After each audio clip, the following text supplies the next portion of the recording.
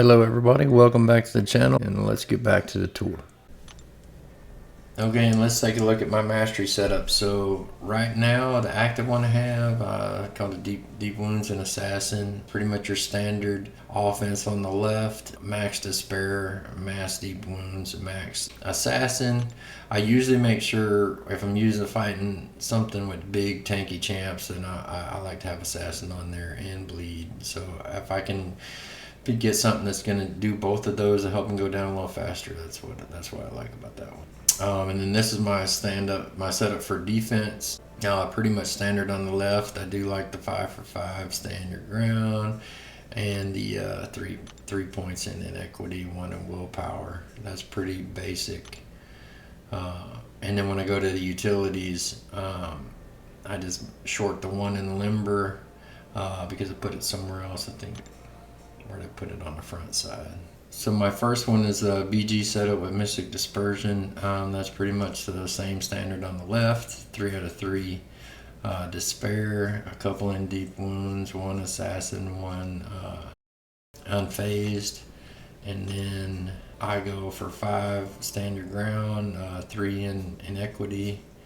Here we go on the standard utility 1 proficiencies with 5 out of 5 MD. And then this is my recoil setup. For arena or anything I want to do when I want to put in recoils, this is where I'm at on that. So standard setup on the left is to hit your 15 points, then your recoil up top with 5 additional points in the bleed, deep wounds, stand your ground, then the extra in coagulate, that helps slow down the personal bleeds. Right, your champions take less damage from any bleed or bleed passive effect they suffer. And then a pretty skeleton proficiency on that one because I'm not worried about people parrying me and all that stuff. I'm just playing arena and just jacking shit up fast and quick. Alright, so that's my masteries. So I would say the events, the monthly sequence usually drives my gameplay. I don't really play the solo events based off of what there's an arena or whatever. It's like I will consider it. I'm like, okay, arena's going right now. All right, but I won't do it just because it's an event. The alliance events, the other solo events, those are kind of what drive what I do. I basically do the monthly EQ, the side quest, daily quest in the apothecary. I'll do that every day, get the 1 potion, and kind of go from there. The story quest, I do plan on revisiting those as time permits. Summer suffering pain, stuff like that. I pick up the points as I can, depending on what resources I have available. I don't. If I get to a point where I've emptied my resources and stuff like that, I'm not gonna throw everything I have into getting a point for the SOP. So see, even last month, Paragon, I went through and I forgot to not use the choice node. So I missed out on the dust, but I did complete it. Here we go, same thing. I just gotta remember you gotta do it without using the choice node. But you see, Summer of Suffering, there's one particular fight I didn't want to do, so I just skipped it, whatever. So I don't need to get all the milestones, I only need to get the piece. Karina challenges, I've done very little of those. The very first ones that came out, when they came out the very first time, I was like, oh, these are a cash grab. They were way super hard. These are the ones where, they want to use 3 stars to do everything. They are challenging. They are definitely challenging. These are some of the hardest challenges that were in the game at the time. The Volume 2, some of these other little things, it's like Abyss, anything that says go in Abyss, I'm like, I ain't even doing Abyss. I don't have that. I don't have the attention span to fight for 10 minutes. So I was just like, I wasn't really a long form content guy. Like the Labyrinth and Abyss never really desired to do those. But although some of these rewards are pretty nice, I'm like, there has to be something in here that specifically interests me. Like this one, the CCP1 FinTech. I might go in there to get that blow 'em a kiss emote. I've done the shooting star ones, some of the ones that are like, hey, complete Act 7 with only 7 stars. That's what kind of drove me to that, is when I could do 2 things at once. I was like, okay, that'll work. But for the most part, haven't even touched them.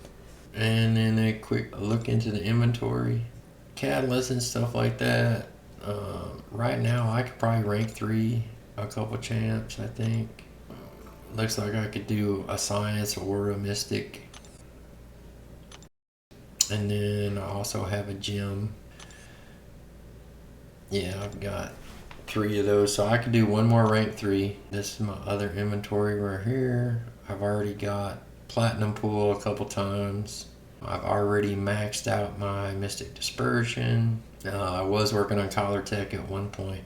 Right now I've got 3 pieces of the Hulk. We're waiting on the other 2. I've got some greater banquet tokens from the Mr. Sinister deal. 34 bundle tickets right there. These are some older items here. That was back when you get when Battlegrounds first came out and you get the entry. So some of these people have these older things. This Hasbro raffle, I think that was when you're voting for Summoner's Choice at 1 year. So some unique items they haven't got rid of yet. Their random re-rollers was from a side quest, I think. There's my 5 Grandmaster keys. There's my key to the labyrinth. Got some cores and masteries, all that other stuff.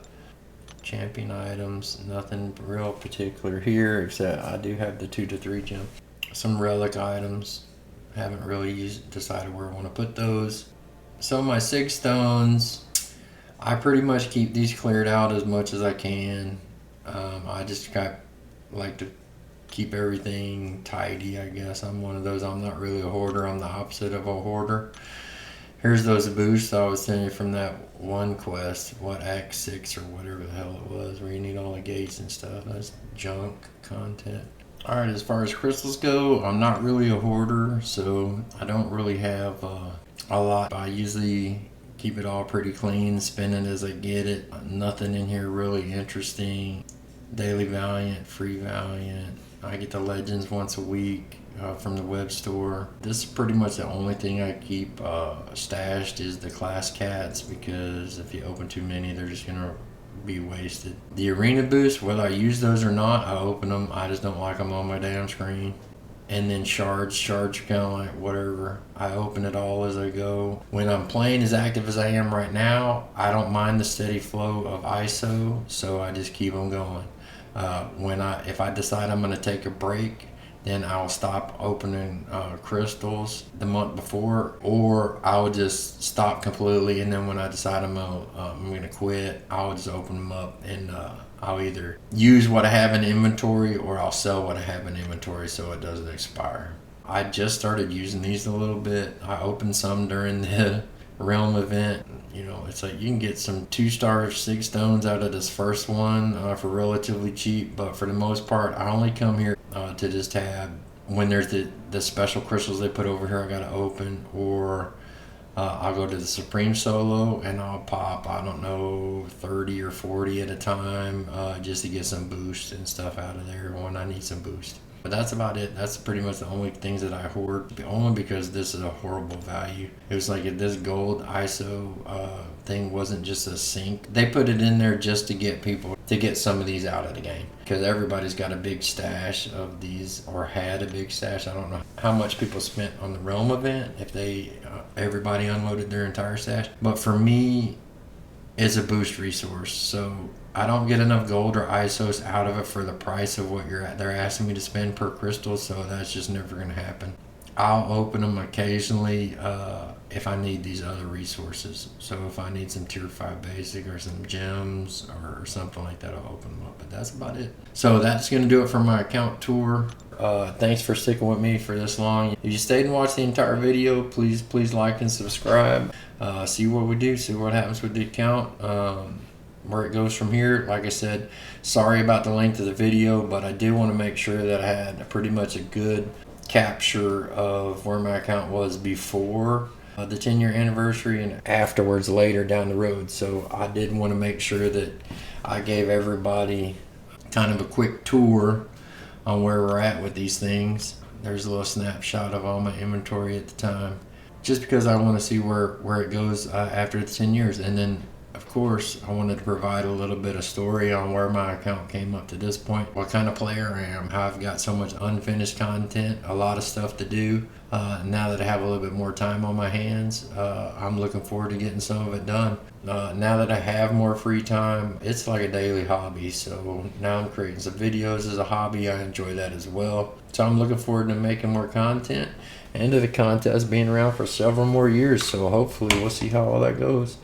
Again, thank you for spending this time with me. Please be sure to like, subscribe, share, come back when you can, and we'll see you later.